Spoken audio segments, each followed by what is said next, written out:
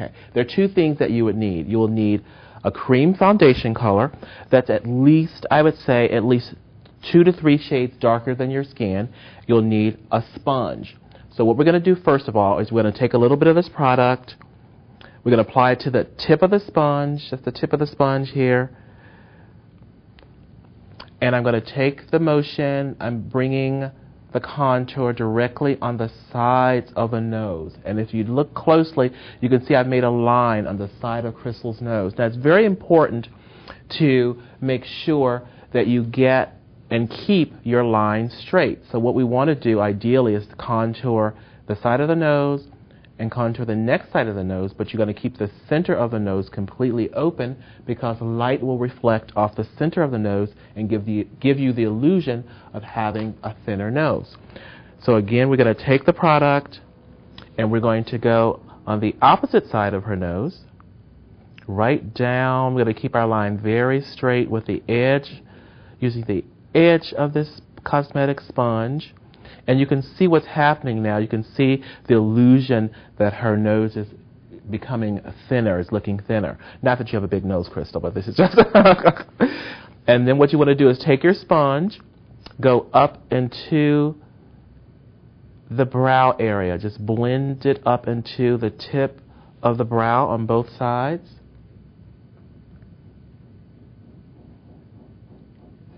One smooth stroke. Just come down the center, keep the line straight, go up into the eyebrow. Now, once you have your line on, you can see the shape is a little different. Take what's left on your sponge, go across the tip of your nose just a little bit, because sometimes when you contour the sides of the nose, you can make your nose look very, very long. So we want to just take and contour just the tip, just a little bit, but not a lot, because you don't want it to look like you have a bruised nose. Then what you do is you take your sponge and just slightly blend the sides down. You blend the line down just a little bit. You want to make that line softer, because when people are looking at you, you don't want it to look like a trick. You want it to look more like it belongs to you. So you take your line down, you blend it down, and take your finger and just blend up the center of the nose. And as you can see, it gives the illusion of having a thinner nose. Now the next trick we want to do, we want to take our same sponge and we want to apply a little bit of product to the sponge. Now, we're going to contour the cheekbones, and this is what you need to do. So, Krista, we're going to take our small finger, we're going to put it on top of our cheekbone, and we're going to press down until we feel the hollow of the face. Now, this is the area that we want to contour.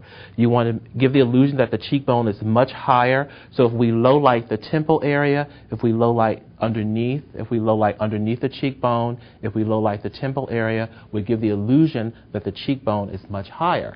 So we're going to take a bit of the product and we're going to apply a little shadow right in the hollow of the face. And as you can see, almost immediately, you can see that it's giving Crystal a more distinct looking cheekbone line. We also take the product, and I'm going to have you go, ah, Crystal, and I say, ah. And when the temple sinks in, you just take a little bit of the product, you go into the temple, but really make sure that you don't apply too much product to the temple, because sometimes it can give you the illusion of being bruised, and we don't want you to look like you were bruised. You also take the product, you go directly under your chin line, and you bring it across the chin line and directly under. Now what this does, it separates your chin from your neck and gives you the illusion of having a stronger chin line.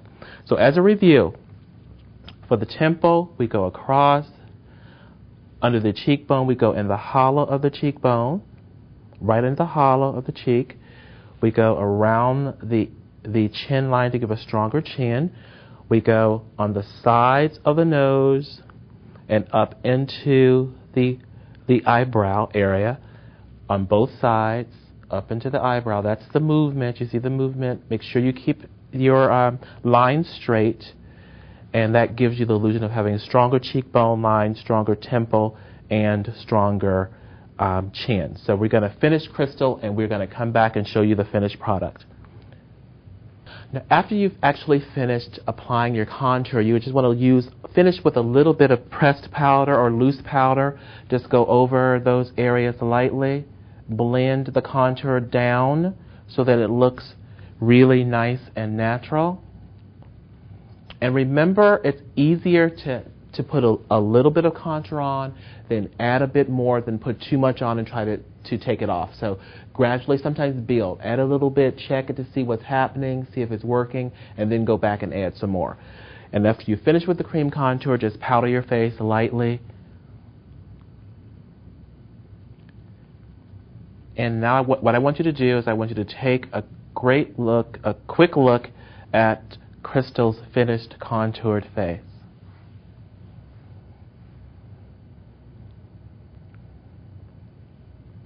Now, after you've actually finished applying your contour, you just want to finish with a little bit of pressed powder or loose powder. Just go over those areas lightly. Blend the contour down so that it looks really nice and natural.